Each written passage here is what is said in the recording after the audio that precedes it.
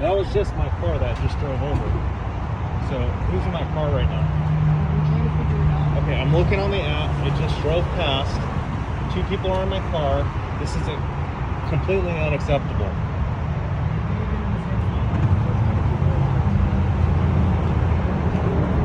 It's not cool, guys. Hello everyone, welcome to the channel. My name is Shar, and in this video I'm going to be going over my Tesla buying experience from start to finish and how they lost my car. Okay, so about 2 weeks ago I decided on purchasing a certified Model S. I'll be posting up a follow-up video why I decided to go with a used Model S over a brand new Model 3, but today I want to talk about how I went to Tesla.com. I searched their used car inventory section and added some of the following filters. Model S 2016 and newer because of the brand new front fascia. Pearl white. I went with the black interior. Actually found one that actually has the black Alcantara interior. Full self-driving capability and free supercharging. The selection was pretty scarce, but I found one in Matthews, North Carolina. Unfortunately, I live in Southern California and had to pay $2,000 for delivery unless I wanted to pick it up in person. I still thought it was a good deal, so I purchased the car. I was able to use my credit card for the non-refundable shipping cost and the $100 deposit fee. A sales associate reached out to me the next day and walked me through the rest of the process and answered most of the questions that I had. He told me it would take about 1 to 3 weeks for delivery of my car. He said in the meantime, he would send me the MVPA, which stands for Motor Vehicle Purchase Agreement, to my third-party lender since I didn't want to finance through Tesla.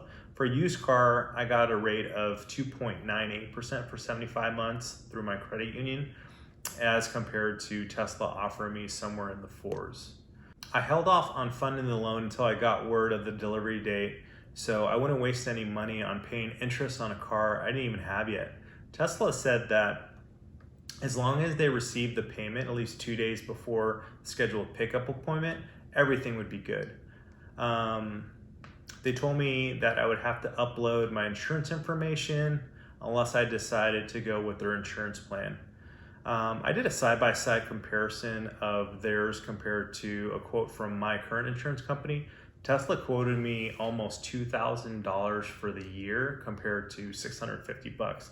I obviously kept my insurance company and provided Tesla with my insurance info.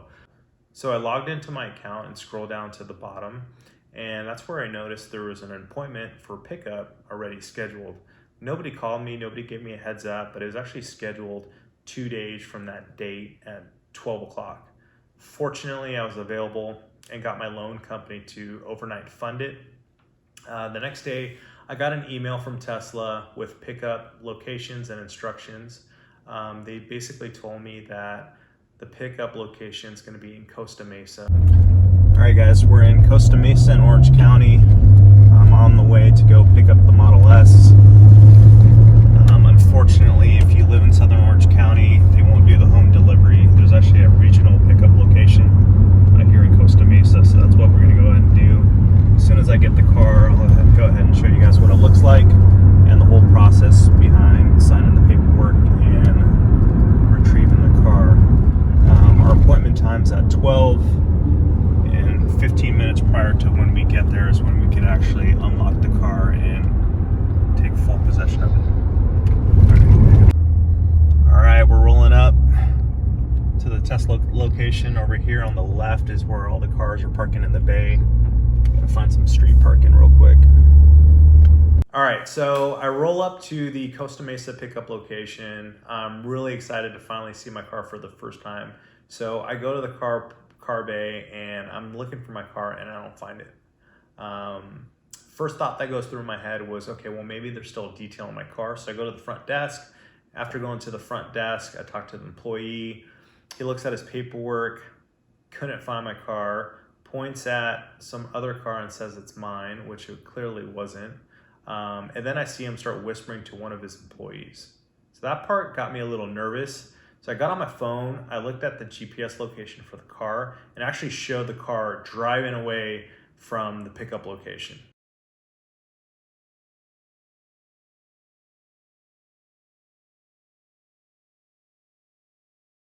That part got me a little nervous, and I asked the employees, okay, hey guys, who's in my car at this point? And they just looked at me and told me, I don't know. So I was pretty frustrated, to say the least.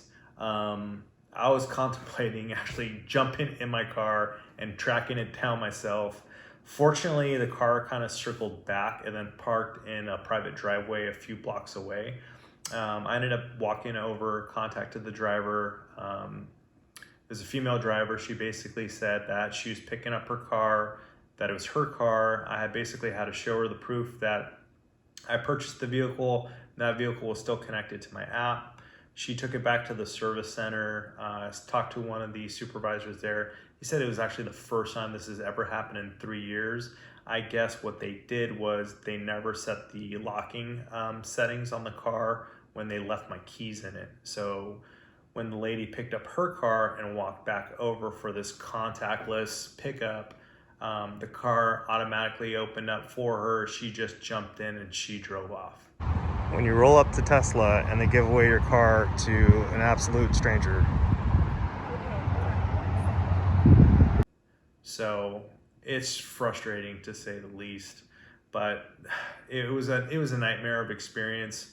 Just the whole process was supposed to take 10 to 15 minutes of me getting there, me signing a couple DMV forms and the purchase agreement, and then pretty much taking off. But the whole process took almost about like 2 hours. So it wasn't the experience I was looking for, but what can I do? All right, so let's go over some of the pros and cons. Number one on my list has to be the no haggling. I love going on the website. I love seeing the price is what it is. What I hate before in the past is going into dealerships and having to negotiate all day. I've negotiated for prices on a car for so long before in the past where I probably should have packed a lunch. It was that long.